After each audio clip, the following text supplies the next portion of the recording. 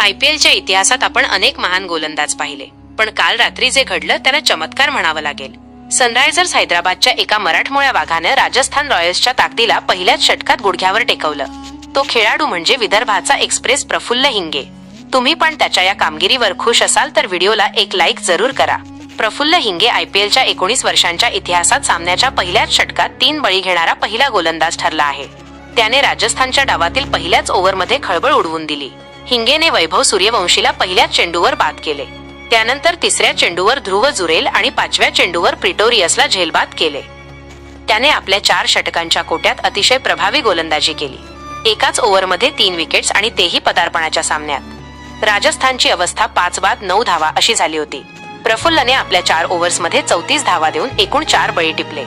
रियान परागला बाद करून त्याने राजस्थानच्या उरल्या-सुरल्या आशाही संपवल्या.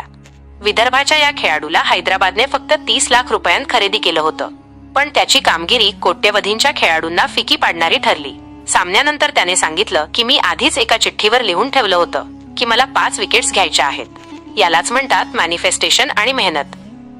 मित्रांनो, प्रफुल्ल हिंगेच्या या वादळी स्पेलमुळे हैदराबादने हा सामना 57 धावांनी आरामात जिंकला. तुम्हाला काय वाटतं, प्रफुल्ल हिंगे टीम इंडियाचं भविष्य ठरणार का? कमेंट्समध्ये नक्की सांगा. व्हिडिओ आवडला असेल तर लाईक करा आणि अशाच क्रिकेट अपडेटसाठी पाहत रहा क्रिकेट विश्व चॅनल.